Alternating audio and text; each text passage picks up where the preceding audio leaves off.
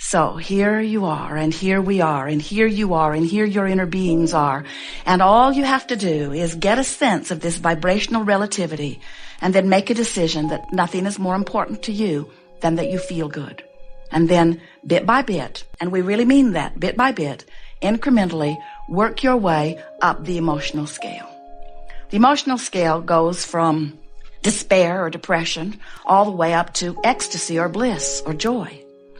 And the frequency between joy and depression, the vibrational frequencies, are very different. And you can tell that they're different because when you feel joy, you know how that feels. When you feel depression or despair, you know how that feels. That's your indicator of the vibrational variances or the differences in the frequencies. So brilliant teachers like Joseph Campbell, there have been many, say to you, follow your bliss. And we say, good idea. Except sometimes you can't even get a whiff of bliss. And law of attraction doesn't help you find bliss when you're in despair. Law of attraction only allows you or divvies out to you or provides for you more things that are pretty close to where you're already vibrating. So if something has happened and it's gotten your attention and you're feeling pretty awful about it, that vibration is active within you and you can't receive what's happening over here. That's why when your Abraham friends come to you and say, don't you know you create your own reality? You need to cheer up. You want to say to them, it's not possible I create my own reality or you'd be gone.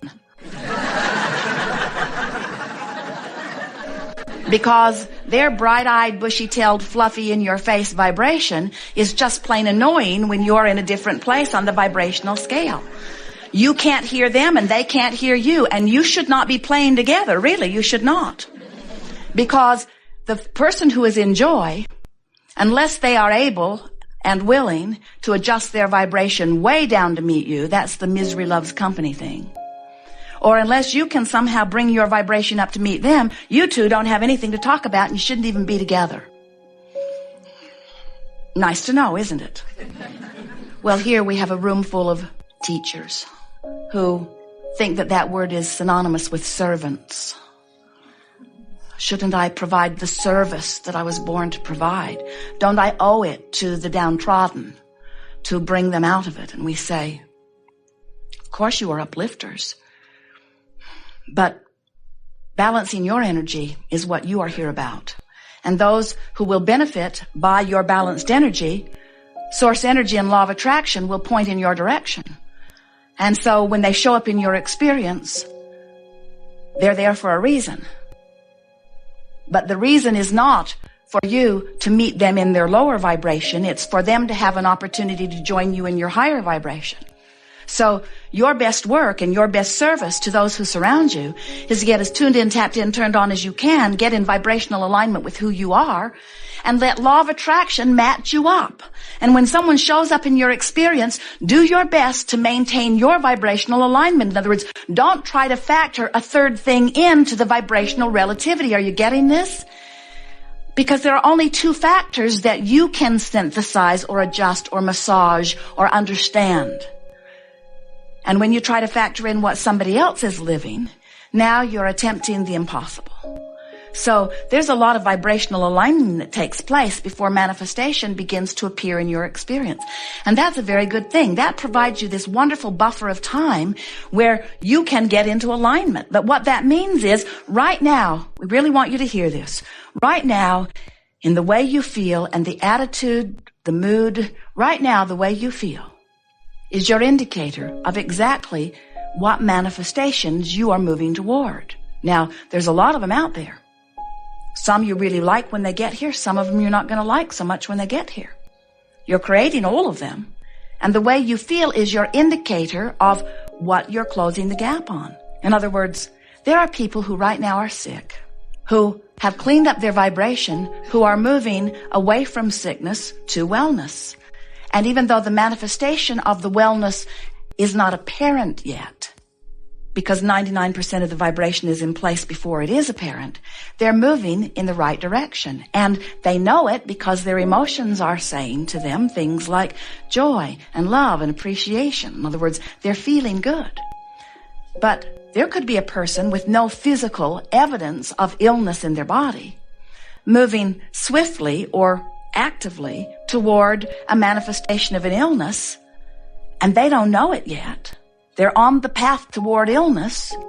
They don't know it unless they know that anger, fear, depression are indicators of the direction that they are moving. So people say the oddest thing, odd to us anyway, they say, it just came out of nowhere. And we say, no, it didn't. It didn't come out of nowhere. You practiced the vibration of it hard and long. This is a wonderful buffer of time you've got going here, where you have to solidify a vibration pretty well. Then people say, well, then why are children born with deficiencies? And we say, well, first of all, you don't know that it wasn't their intention, and you cannot compare what you are wanting with what anyone else is creating. But we know that's a hard one to swallow. Why would anyone want something that I don't want? We say, it's a diverse universe. You didn't come here to be the same. You came here in your differences to provide a well-stocked kitchen to allow others and yourselves opportunities to define and decide what you want. You did not say, I will come forth into the physical and I will take all the ideas that exist and whittle them down to a few good ideas. You said, I'll come forth into a diverse environment and we will expand the ideas still further. You say, I think that ingredient should be removed from the kitchen because I don't want it in my pie. And we say, then don't put it in your pie. And you say, but it shouldn't be in the kitchen because it might get in my pie. We say, it won't get in your pie if you don't put it in your pie. You say, somebody else might put it in my pie. You say, nobody else has access to your pie. Then you say, well, then how did those things I don't want in my pie get in my pie? We say, because you were focused upon other people putting things you didn't want in your pie in their pie, and you put it in your pie. Oh, you mean just giving my attention to something puts it in my pie? Now you're cooking. Now you're getting the sense of how you're making your pie. You do not need to remove things you do not want from this environment in order to live joyfully, but we certainly understand how it is that you feel that you need to, because if you are among the millions of people on the planet who still don't get it that you are vibrational in nature and that law of attraction is bringing things to you that match your vibration, we know that when you look at a circumstance that pleases you, you would like to promote more of that, and when you look at a circumstance that doesn't please you, you would like to stop that. But we want you to understand that in this vibrational-based universe, there is no such thing as exclusion. So when you say no to that thing that you do not want, you're actually putting it in your pie. When you say yes to something, you include it. When you say no to something, you include it because your attention to it activates it in your vibration, and that's how it gets in your pie. So we can understand how when you look around and you see things you don't want, like diseases or terrorists or anything that is unwanted, and you shout no at it, you would like it to go away. We know you would. We don't blame you at all. We just want to help you to understand that your attention to it causes an activation of it in your vibration. And when something is active in your vibration, you're moving toward it. Don't fret about it. You have a huge buffer of time between the activation of something and the manifestation of something. And there's one more very significant point that we want to make to you. You are source energy embodied in these physical bodies. Well-being is the basis of all that you are. You don't have to work hard for well-being. You just have to stop doing that thing you're doing that is not allowing the well-being. There's not a source of well-being and a source of evil. You don't walk into a room and look for the dark switch on the wall. You don't expect to find some switch that causes a dark mist to cover the light.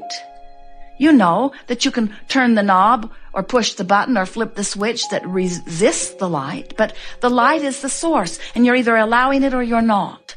There's not a source of evil. There's not a source of sickness. There's only well-being, which you are letting in or not. And then you say, well, then where did the sickness come from? Where did the evil come from? Where did the not good come from? And we say, you get fixated on things you don't want. You activate it in your vibration. You beat the drum of it. You make a big deal about it. You join groups about it. You spread the news about it. Turn on your television and ask yourself, where does this stuff come from? You can't watch the Weather Channel without being indoctrinated with all of the deficiencies of your physical body. In other words, there are so many people who still believe that they can push hard enough against this thing that they do not want that they can make it go away. And we want you to understand they're just putting it in their pie, and they're just causing you to think about it until you've got it in your pie, and then they'll say, see, we told you it was a problem. And we say it's only a problem if it's active in your vibration. If it's not active in your vibration, it cannot touch you in any way, you see. So those well-meaning people, or maybe not so well-meaning people, maybe they've figured it out. Maybe they've figured out that the population is more willing to look at the things that they feel that they need to push against than they are willing to look at the things that they are wanting. And we say that has been a trend that is shifting. It is shifting powerfully in your environment today. Fewer people are watching television today than ever before. And the reason, well, not than ever before, but then from the peak. In other words, before there was television, no one was watching it. But then you got really good at watching it, and now you are pulling away from it because more and more of you are beginning to recognize, hey, I don't feel as good when I do this as I do when I don't. And so more and more people's own guidance systems, even though they are not fully understanding them, are guiding them toward their own lives and what they can manage and what they can do about. And we want you to understand that when you discover that you are the creator of your own reality, and that the way you live is only about the vibrational integrity between you and you, between what you've launched and how you feel right now. And when you make a decision and you begin speaking a mantra that says, nothing is more important than that I feel good, and then you add to it what we're giving you here today, which is, I'm going to do my best to find the best feeling thought that I have available to me right now. I'm not going to demand bliss from despair. I'm not going to even demand bliss from frustration. Not now, not right now, this red hot minute. I'm just going to reach for the best feeling thought that I can find. If I'm angry, I'm going to find something that feels a little less angry, because for me now, the relief factor is the new thing that I've got my finger on the pulse of. I'm going to begin to pay attention to what thoughts that I can think that can take the tension away from me, that can take the tension of fear, or the tension of anger, or the tension of not believing, the tension of yearning, even the tension of hoping. There's tension in hoping, isn't there? Because you want something that you don't really believe you can get, but you want it. There's tension in that. There's a sort of tug of war that is indicated to you by your emotions. One last thing, and then we'll talk to you about anything you want to talk about. It's good to make peace with where you are for a number of reasons. When you make peace with where you are, you improve the vibration of it right away, which moves you more swiftly to where you really want to be. When you make peace with where you are, you come immediately into vibrational alignment with what's being held for you in vibrational escrow, and those things begin to move into your experience right away. But the biggest reason that we want you to make peace with where you are is because you are physical fiends, and we, your non-physical fiends, friends, fiends, same difference, will always be incomplete. So the contrast is going to cause you to launch a rocket of desire, which at first you will not be a vibrational match to. But then you're going to deliberately reach for thoughts that feel better until you become a vibrational match to this new rocket of desire, and now it's going to manifest. And now you're going to be standing on a new platform with a new set of contrasting experiences, which is going to launch another rocket of desire, which at first you're not going to be a match to. But you're going to work your way up the emotional scale until you become a vibrational match to it, and then it's going to manifest. And now you're going to be standing on a new platform, which will give birth to another rocket of desire. Decide today that you're going to do your best to make peace with where you are, which means talk about all of the reasons that is as good as it is. Play it up. In other words, talk about the benefits of where you are rather than the detriments. Look for the positive aspects of where you are rather than the negative aspects of where you are. Look for the reasons of where you are that feel good rather than the reasons of where you are that feel bad. And as you begin to develop that habit, then you will begin to be this breather of life where almost as soon as you want something, it manifests, and you want something, it manifests, and you want something. Oh, we have to give this to you. It's right out here on the leading edge, and some of you are ready to hear it. So we're going to spill it right now. You know, as you are exploring this contrast and you launch this rocket of desire, and Source immediately rides that rocket, hear it, you have no choice but to get up to speed with it, or there will be a separation between you and you. You want this contrast that produces the new desire, and then you want to get up to speed with the new desire. And on and on and on it goes eternally. And when you make peace with where you are, every moment of it is joyful. And until you make peace with where you are, every moment of it is uncomfortable. Because alignment is comfort and misalignment is discomfort.